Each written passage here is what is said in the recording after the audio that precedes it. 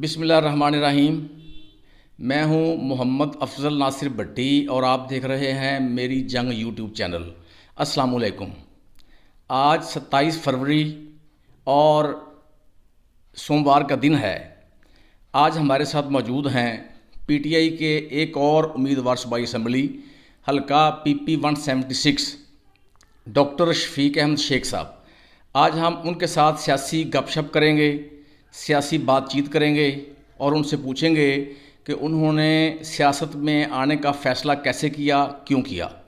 جی doctor صاحب، سب سے پہلے تو آپ ہمیں یہ بتائیں کہ آپ ایک شریف آدمی ہیں، تھورو جینٹل مین ہیں، آپ اپنی پرسکون زندگی گزار رہے ہیں، تو آپ ان سب کے ہوتے ہوئے آپ نے سیاست، جو کہ جس کو ایک مشکل کام کہا جاتا ہے، آپ اس میں سیاست میں آنے کا فیصلہ کیوں کیا؟ یہ آپ کے ذہن میں کیسے آیا کہ آپ نے سیاست میں آنا ہے، اور آپ کا سیاست میں آنے کا مقصد کیا ہے؟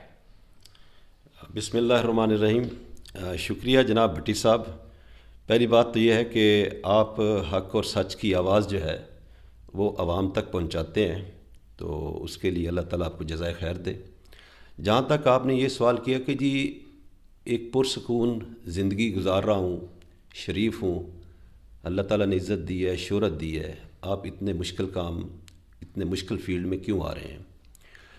بھٹی صاحب دیکھیں، یہ ملک پاکستان ہمارا ملک ہے، اور ملک جو ہوتا ہے وہ گھر کی طرح ہوتا ہے، اور یہ ملک ہمارے بزرگوں نے بڑی قربانیوں کے ساتھ حاصل کیا ہے، اور آج دیکھیں کہ 75 سال ہو گئے اس ملک کو کس حال میں ان لوگوں نے پہنچا دیا ہے۔ دکھ ہوتا ہے، رونا آتا ہے جب ہر روز دیکھیں آپ کا گھر اگر ڈوب رہا ہو نا، یا آپ کے گھر میں کوئی کسی قسم کا نقصان ہو رہا ہو، تو آپ پھر بیٹھے نہیں رہ جاتے، آپ فوراً کھڑے ہو جاتے ہیں اس نقصان کو کم کرنے کے لیے، یا اس نقصان کو ختم کرنے کے لیے آپ پہلے اپنی کوشش کرتے ہیں، پھر آپ آواز دیتے ہیں دوستوں کو مدد کے لیے، ارد گرد آواز لگاتے ہیں کہ میں مشکل میں ہوں، ہمارا ملک مشکل میں ہے۔ اس وقت پاکستان ڈوبنے کی آوازیں آ رہی ہیں۔ یہ ڈیفالٹ کیا ہوتا ہے؟ یہ ڈوب رہا ہے، تو کب جاگیں گے بھائی؟ سب کچھ ڈوب جائے گا، پریکٹس نہیں بچے گی، عزت نہیں بچے گی، شہرت نہیں بچے گی، جب ملک ہی نہیں ہوگا۔ ملک ہے تو سب کچھ ہے، اس لیے یہ مشکل فیصلہ کیا ہے۔ انشاءاللہ ہم نے اپنی زندگی گزار لی ہے۔ جب میں ان بچوں کو دیکھتا ہوں جو مائیں اپنی گود میں لے کے آتی ہیں، کیونکہ آپ کو پتہ ہے کہ میرا شعبہ بچوں کے ساتھ وابستہ ہے، میں بچوں کا اسپیشلسٹ ہوں، اور جب میں ان ماؤں کی گود میں بچوں کو دیکھتا ہوں تو میں کانپ جاتا ہوں کہ کس قسم کا پاکستان چھوڑ کے ہم جا رہے ہیں ان کے لیے۔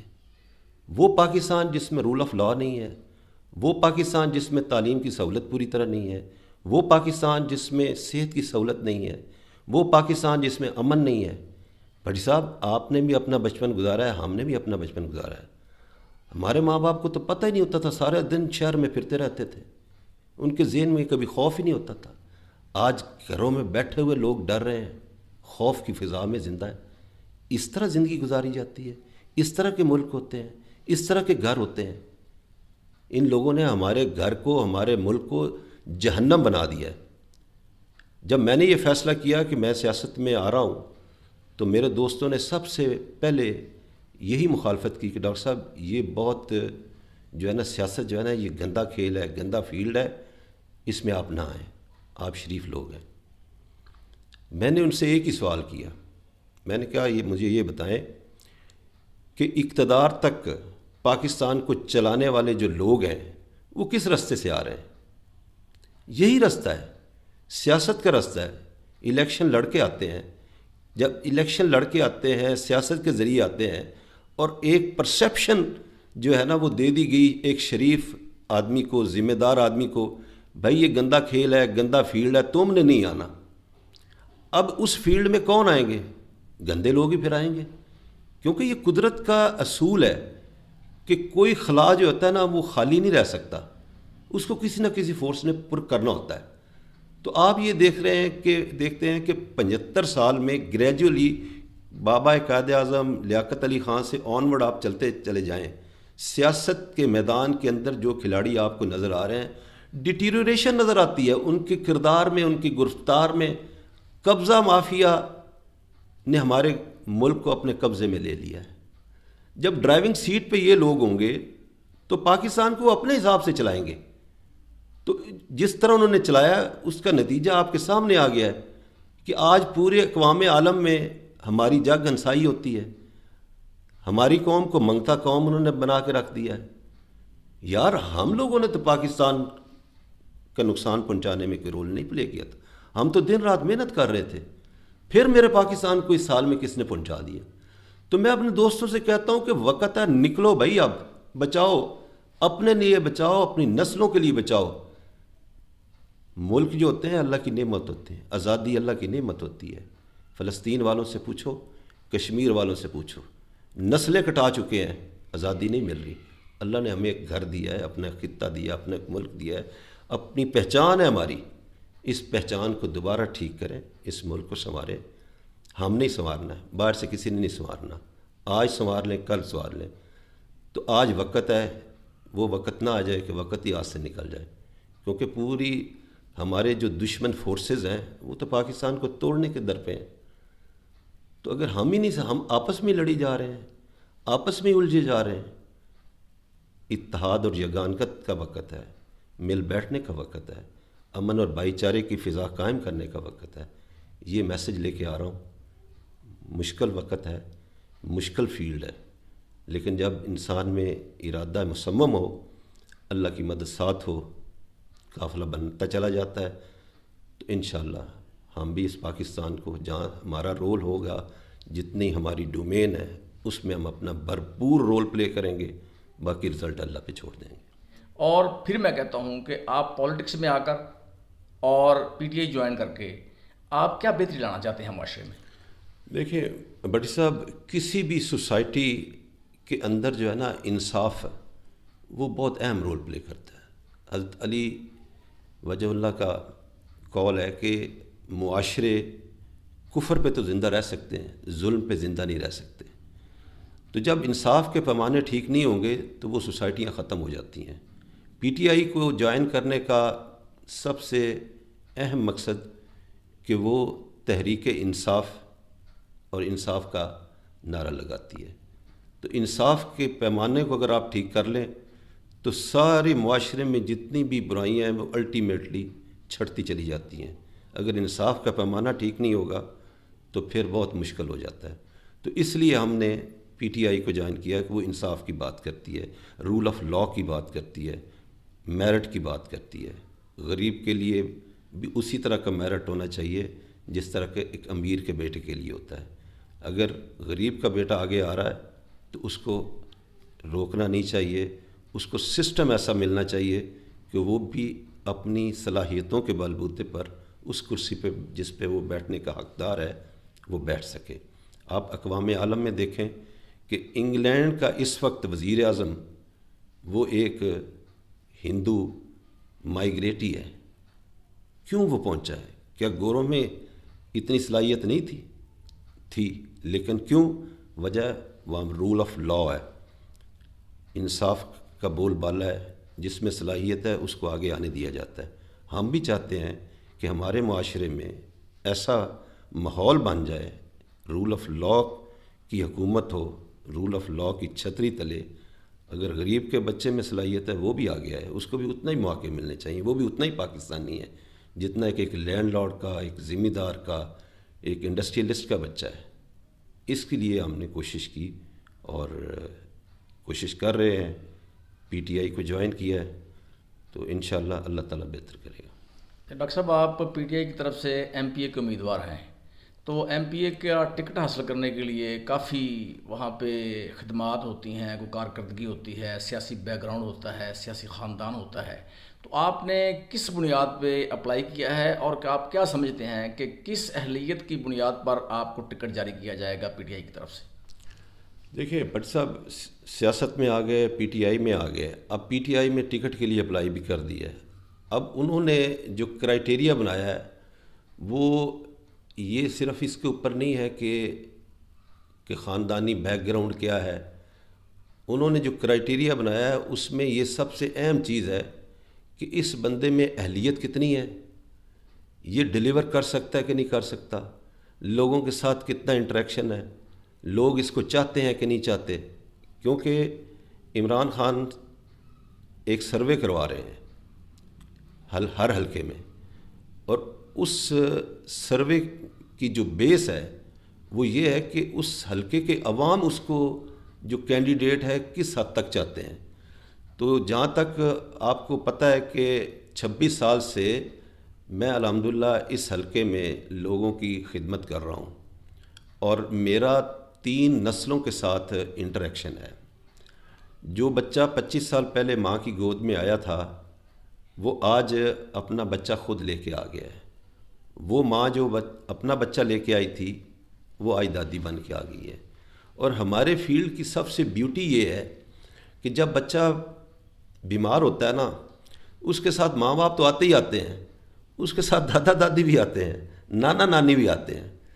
تو اس کا مطلب ہے کہ 2 خاندانوں کے ساتھ ایک ہی وقت میں ہمارا تعلق بن جاتا ہے۔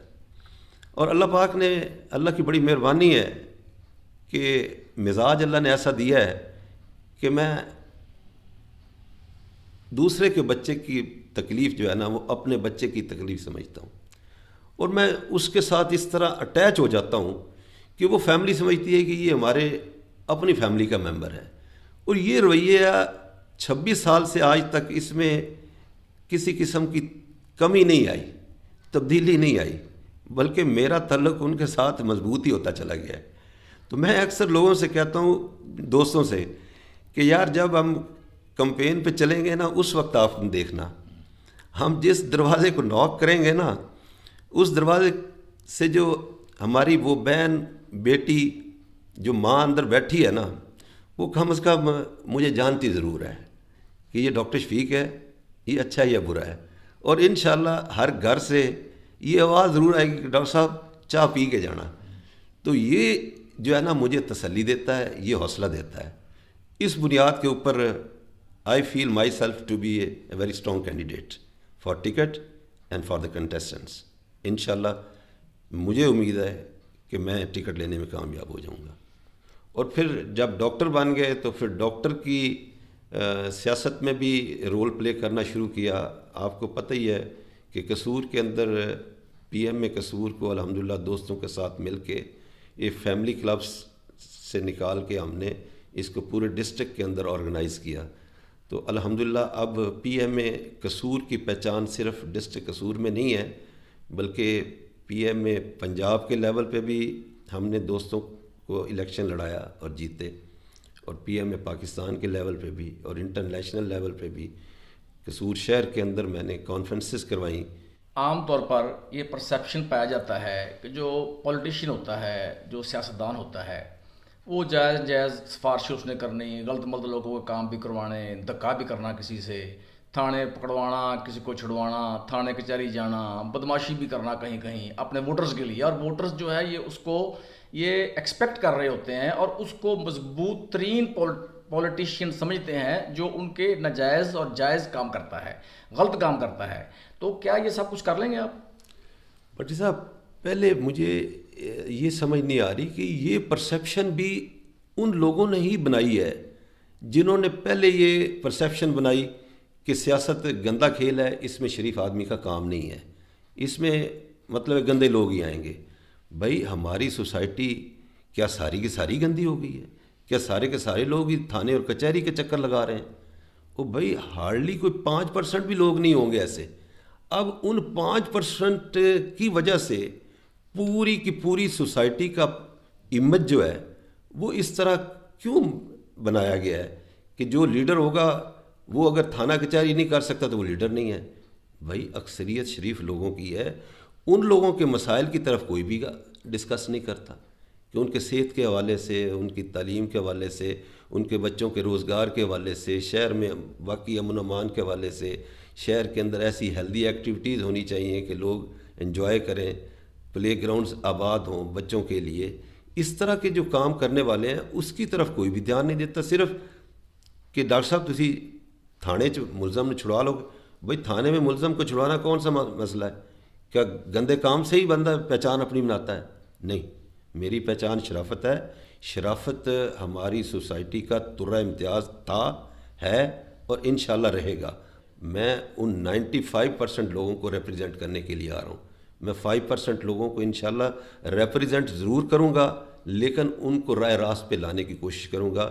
تھانے کچہری آباد نہیں ہونے چاہیے، ہمارے تعلیمی ادارے آباد ہونے چاہیے، ہمارے پلے گراؤنڈز آباد ہونی چاہیے، ہمارے مسجدیں آباد ہونی چاہیے، ہمارے دوسرے صحت کے حوالے سے جو خدمات ہیں ان میں ہمیں آگے بڑھ کے کام کرنا چاہیے. تو اس حوالے سے میں سمجھتا ہوں کہ یہ پرسیپشن دور کرنے کی ضرورت ہے. اچھا ڈاکٹر صاحب، آپ اپنے ووٹرز کو، سپورٹرز کو اور اپنے حلقہ کی عوام کو کیا کوئی خصوصی میسیج دینا چاہیں گے الیکشن کے حوالے سے؟ دیکھیں جی، میسج یہی ہے کہ بھائی مشکل وقت ہے، مل کے مشکل وقت سے نکلنا ہے، کوئی ایک آدمی نہیں نکال سکتا، پہلی بات. دوسری بات یہ ہے حق اور سچ کا ساتھ دیں، کھڑے ہوں اپنے بچوں کے مستقبل کے لیے، رول آف لاء کے لیے کھڑے ہوں، معاشرے میں امن، آشتی اور ہارمنی پیدا کرنے کے لیے کھڑے ہوں. انشاءاللہ بڑی صاحب مجھے موقع ملا تو میں نے جو سوچا ہوا ہے اس شہر کی بہتری کے لیے، اس شہر کے عوام کی بہتری کے لیے، وہ میں آپ کے سامنے رکھ دیتا ہوں. سب سے پہلی تو بات یہ ہے کہ یہ شہر جو ہے یہ صنعت کے حوالے سے مشہور ہے. اس میں چھوٹی صنعت ہے، جیسے کہ شو میکنگ آ رہی ہے، کھڈی آ رہی ہے، چمڑے کی صنعت ہے، یا اس طرح چند اور چھوٹی چھوٹی زراعت ہے، باقی صنعتیں ہیں. تو ان لوگوں کے جو مسائل ہیں ان کو ایڈریس کرنے کے لیے آ رہے ہیں. ابھی آپ کو اس بات کا علم ہی ہوگا کہ پاک چائنا بزنس فورم کا قیام عمل میں ہم دوستوں سے مل کے ہم قصور میں لے آئے ہیں.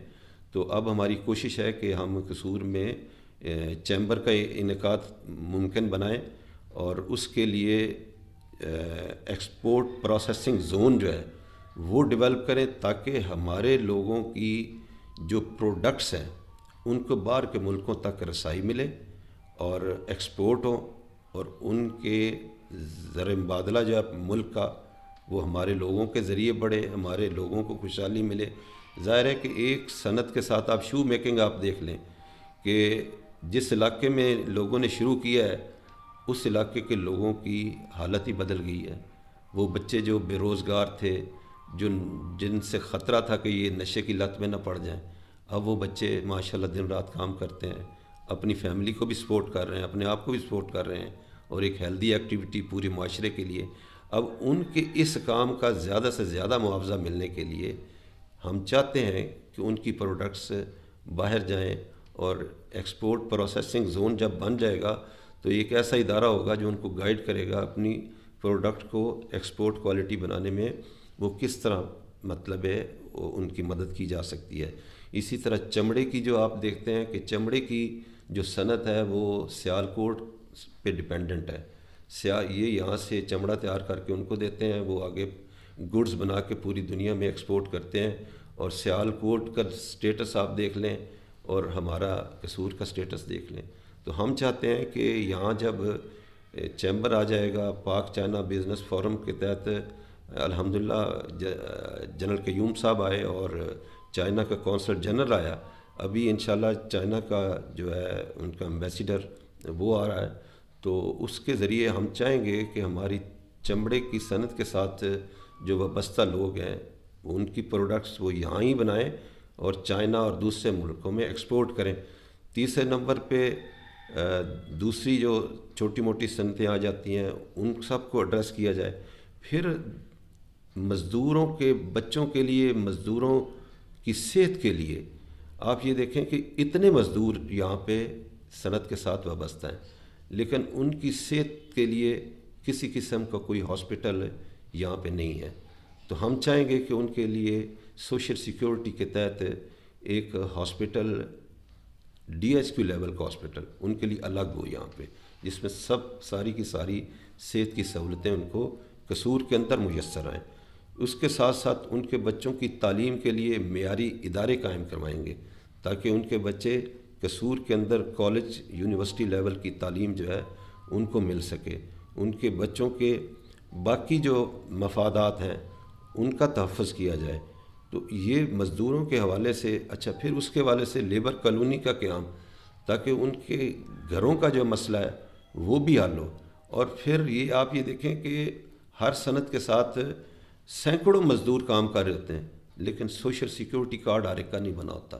تو ہماری یہ کوشش ہوگی کہ جو مزدور ہے ان کے لیے سوشل سیکیورٹی کارڈ بنے، اور ہر ایک کو اس کی جتنے بھی بینیفٹس ہیں سوشل سیکیورٹی کے تحت، ان کے بچیوں کا جہیز فنڈ ہے، وہ ان کے بچوں کی تعلیم ہے، ان کے بچوں کی صحت ہے، ان کی رہائش کا مسئلہ ہے، یہ سارے مسئلے سوشل سیکیورٹی کے تحت ہم حل کروا سکیں. اس کے لیے یہ ہمارا ویژن ہے. دوسری بات یہ ہے کہ قصور شہر کی اور ڈسٹرکٹ کی آبادی جس طرح تیزی سے بڑھی ہے، صحت عامہ کے حوالے سے صرف ایک ہی hospital district head quarter hospital ہے. اس کے اندر وہ سہولیات جو آج کے دور کے مطابق جو ہونی چاہیے وہ اب تک نہیں ہے. تو اکثر لوگوں کو جو ہے وہ ریفر کرنا پڑتا ہے، اور اکثر مریض راستے میں دم توڑ جاتے ہیں. تو اس کے لیے میرا ویژن یہ ہے کہ ہم اس ہاسپٹل کے گریڈ کو اپ گریڈ کروائیں گے، اس کو ٹیچنگ لیول پہ لے کے آئیں گے. اس کے اندر ایک برن یونٹ کا قیام عمل میں لایا جائے گا. اس میں دل کے آپ دیکھتے ہیں وقت کے ساتھ ساتھ لوگوں میں دل کے امراض بڑھ رہے ہیں، اور دل کے امراض کے لیے یہاں پہ کوئی پراپر قسم کا جو ہاسپٹل میں اسٹرکچر ہونا چاہیے وہ نہیں ہے. تو ہم چاہیں گے کہ اس کے اندر یہ جو اینجیو پلاسٹی جس کو آپ کہتے ہیں کہ دل کے اندر سٹنٹ ڈالنا، وہ ڈالنے کی سہولت اس ہاسپٹل کے اندر ہی ہونی چاہیے.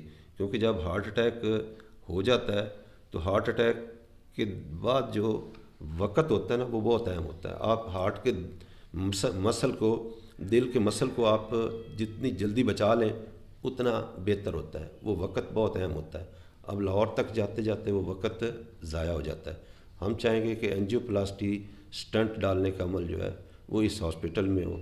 ارباب اختیار تک آواز پہنچائیں گے، اور اگر اللہ نے ہمیں ارباب اختیار بنا دیا تو پھر انشاءاللہ مشکل کوئی ایسی نہیں رہے گی کہ ہم یہاں پہ میڈیکل کالج کا قیام عمل میں نہ لا سکیں.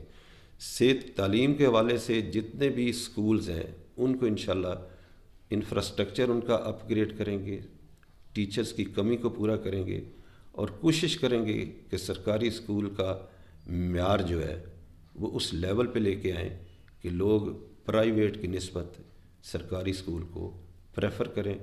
اس کے ساتھ ساتھ آپ یہ دیکھیں کہ ہمارے جو اقلیتی بھائی ہیں ان کے حقوق کا تحفظ بھی ہے. وہ بھی چونکہ پورے پاکستانی ہیں، جیسے ہم پاکستانی وہ بھی پاکستانی ہیں، ان کے حقوق کا بھی ان کے ساتھ مل بیٹھ کے جو تحفظ جو ان کو سہولیات ہیں ان کے مذہبی حوالے سے، ان کے سوشل حوالے سے، وہ ان کے ساتھ مل بیٹھ کے وہ ہم طے کریں گے، وہ ان تک پہنچائیں گے. اس کے ساتھ ساتھ آپ یہ دیکھیں کہ صافی بھائی جو ہمارے جو مطلب ہے حق اور سچ کی آواز اٹھاتے ہیں، اور چونکہ میرا صافی بھائیوں کے ساتھ انٹریکشن ہے تو میں یہ دیکھتا ہوں کہ ان کے بھی بڑے مسائل ہیں. انسان اپنے لیے آواز نہیں اٹھا سکتا، دوسروں کے لیے آواز اٹھاتا ہے. وہ ہمارے حقوق کے لیے، عوام کے حقوق کے لیے دن رات آواز اٹھاتے ہیں، بے لوث آواز اٹھاتے ہیں. ان کے مسائل کو بھی ایڈریس ہونا چاہیے. کم از کم جیسے لاہور میں صافی کالونی انہوں نے بنائی ہاؤسنگ، اس طرح میں چاہتا ہوں کہ قصور کے اندر بھی ایک صافی کالونی ہونی چاہیے، جہاں پہ جو صحافت کے ساتھ وابستہ ہمارے دوست ہیں ان کو بھی وہاں پہ گھر بنانے کے لیے جگہ ملنی چاہیے. مشکل دور ہے، مہنگائی کا دور ہے، انسان خود نہیں آپ بنا سکتا گھر، تو اس لیے یہ مدد ان کی ہونی چاہیے. اب میں یہ دیکھتا ہوں کہ جب ایک وکیل بچہ آتا ہے تو وہ اس کو اس کی ٹریننگ کے لیے کوئی پراپر کوئی انسٹیٹیوشن نہیں ہے، کوئی جو سسٹم نہیں ہے. جس طرح ہمارے ڈاکٹرز کا، وہ پنجاب بار کے دوستوں سے مل کے بیٹھ کے یہ طے کرنے کی ضرورت ہے. میری وکلا سے بھی بات ہوئی تو ان کا بھی یہ تھا کہ اگر اس طرح کی کوئی ترتیب بن جائے کہ ہمیں بھی ایک سٹائپنڈ جو ہے پر منتھ ملنا شروع ہو جائے، اور ہماری بھی اس طرح ٹریننگ مختلف وکلا کے ساتھ کہ یہ کریمنل کا ایکسپرٹ ہے، یہ فلاں ایکسپرٹ ہے، تو 3-4 مہینے سب کے ساتھ ہمارا لگوایا جائے تو ہم زیادہ اچھے طریقے سے پرفارم کر سکتے ہیں. ایک تو یہ بہت ضروری ہے ان کے لیے. اس کے علاوہ آپ یہ دیکھیں کہ مذہبی حوالے سے دینی مدارس اتنے زیادہ ہیں، ان میں لاکھوں بچے جن کی طرف ہمارا اتنا فوکس نہیں ہوتا.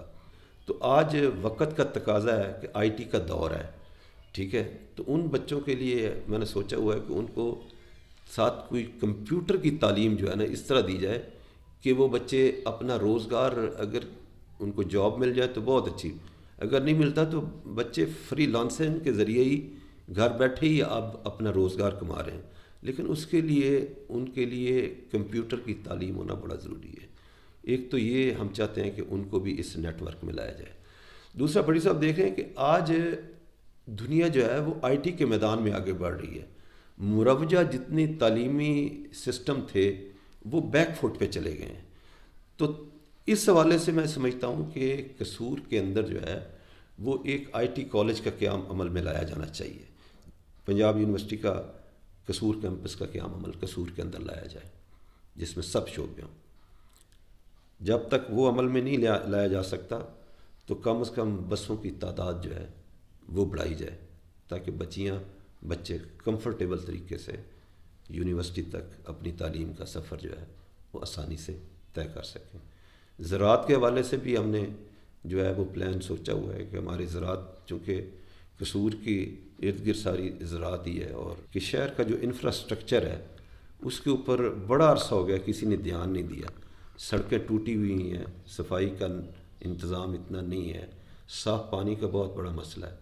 تو یہ چھوٹے چھوٹے بنیادی مسائل ہیں، اگر ان کے اوپر ہی انسان فوکس کرے تو میں سمجھتا ہوں کہ بہت انسان کچھ کر جاتا ہے، ٹھیک ہے نا۔ صرف تھانہ کچہری کی سیاست نہیں ہے، تھانہ کچہری ہی زندگی نہیں ہے، زندگی یہ بھی ہے جو میں نے آپ کو بتائی ہے۔ تو اس لیے فوکس کریں گے اصل زندگی کی طرف، اللہ کے رسول کے احکامات کے تحت زندگی گزارنے کی کوشش کریں گے، اور لوگوں کو بھی اس طریقے سے ماحول بنائیں گے کہ لوگ اپنی زندگی امن کے ساتھ، آشتی کے ساتھ، محبت کے ساتھ گزار سکیں۔ جی بہت بہت شکریہ ڈاکٹر صاحب، بہت بہت شکریہ، تھینک یو ویری مچ۔